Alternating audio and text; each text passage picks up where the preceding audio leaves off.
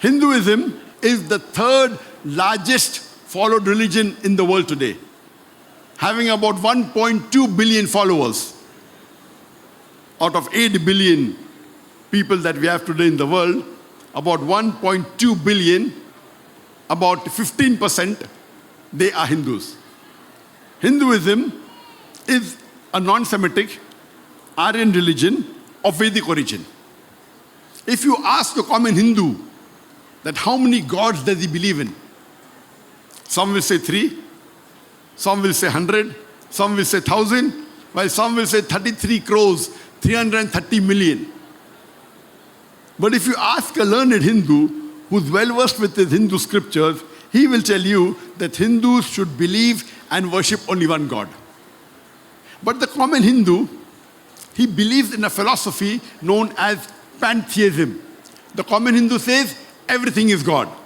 The snake is God, the tree is God, the moon is God, the sun is God, the monkey is God, the human being is God. So the Hindu says everything is God. What we Muslims say is everything is God's. G-O-D with an apostrophe S. Everything belongs to God. The tree belongs to God, the sun belongs to God, the moon belongs to God, the snake belongs to God, the monkey belongs to God, the human being belongs to God. So the major difference between the common Hindu and the Muslim is the common Hindu says everything is God, and we Muslims say everything is God's. G-O-D with apostrophe S. The major difference is the apostrophe S. If the Hindus and Muslims can solve this difference of apostrophe S, the Hindus and the Muslims will be united. How do you do it? Ta'alaw ila kalimatin sawa'in baynana wa baynakum. Come to common terms as between us and you. Which is the first term? Allah, na'budu illallah. That we worship none but Allah. So let us discuss today the concept of God in Hinduism according to the scriptures of Hinduism. The most popular amongst all the scripture of the Hindus, it is the Bhagavad Gita. The Bhagavad Gita says in chapter number 7, verse number 20, all those whose intelligence has been stolen by material desires, they worship demigods. That means the materialistic people, they worship demigods. They worship false God. Further, it's mentioned in Upanishads, which is the second highest sacred scripture of Hindus after the Vedas. It is a Shruti, supposed to be the word of God. It's mentioned in the Chandogya Upanishad, chapter number 6, section number 2, verse number 1. Ekam evidityam. God is only one, without a second. It's further mentioned in the Svetasvatara Upanishad, chapter number 6, verse number 9. Na kasya kasit janitana chadipa. Of that God, there is no Lord. He has no parents. He has got no superior. He has no mother. He has got no father. It's mentioned in Svetasvatara Upanishad, chapter number 4, verse number 19. Na tasya pratima asti. Of that God, there is no pratima. Pratima is a Sanskrit word which means an image. It means a sculpture. It means an idol. It means a photograph, a painting, a picture, a portrait. So Svetasvatara Upanishad, chapter number 4, verse number 19 says, Na tasya pratima asti. Of that God, there is no pratima, there is no image, there is no sculpture, there is no idol, there is no statue, there is no photograph, there is no painting, there is no picture, there is no portrait. The same message repeated in Yajurveda, chapter number 32, verse number 3.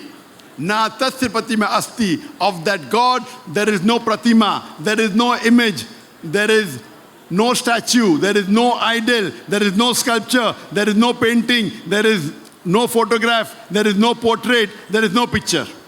The Vedas are the highest amongst all the scriptures of the Hindus. It further mentioned Yajurveda, chapter number 40, verse number 8.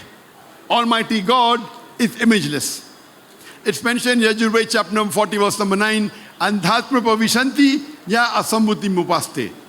Andhatma means darkness. Pravishanti means entering. Andhatma pravishanti ya asambuti mupaste. They are entering darkness, those who worship the natural things, the uncreated things like water, air, fire. And the verse continues, they are entering more in darkness, those who worship the created things like table, chair, idols, etc. Who says that? Yajurved, chapter number 40, verse number 9. It's further mentioned in the Atharva Ved, book number 20, hymn number 58, verse number 3. Dev Maha Osi. Verily great is Almighty God. And amongst all the Vedas, the 4 Vedas, the highest and the most sacred is the Rig Ved. It's mentioned in Rig Ved, hymn number 164, shlok number 46. Sages call Almighty God by various names. The saintly people call God by a variety of names. The same message is repeated in Rig Ved, book number 10, hymn number 114, verse number 5. Saintly people call God by a variety of names. If you read in Rig Ved, book number 2, hymn number 1 alone, there are no less than 33 different attributes given to Almighty God. One amongst them is Brahma. Brahma is the creator God. If you translate into Arabic, it becomes Khalik.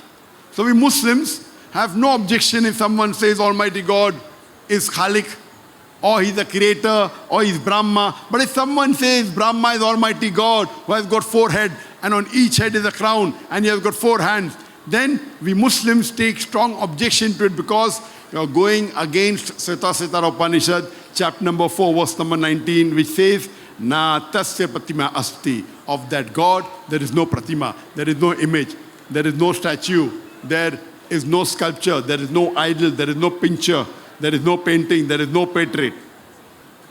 The other attribute given to Almighty God in Rig Ved, book number 2, hymn number 1, is Vishnu. Vishnu is the sustainer God. If you translate into Arabic, it is similar to Rabb.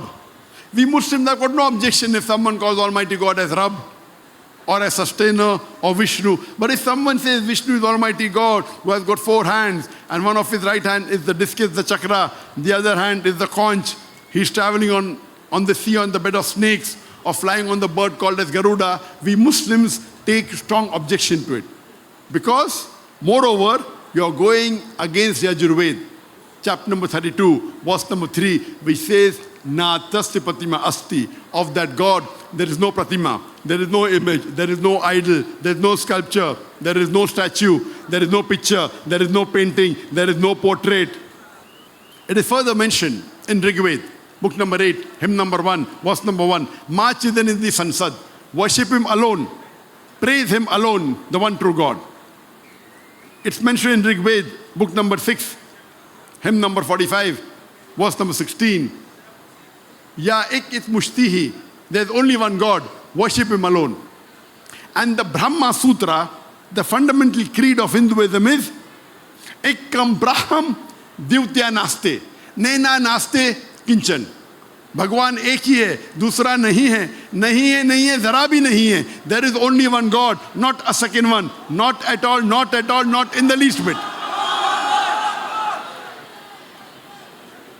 So if you read the Hindu scriptures, you shall understand the concept of God in Hinduism, and you'll know that Hinduism also speaks about believing and worshipping only one God.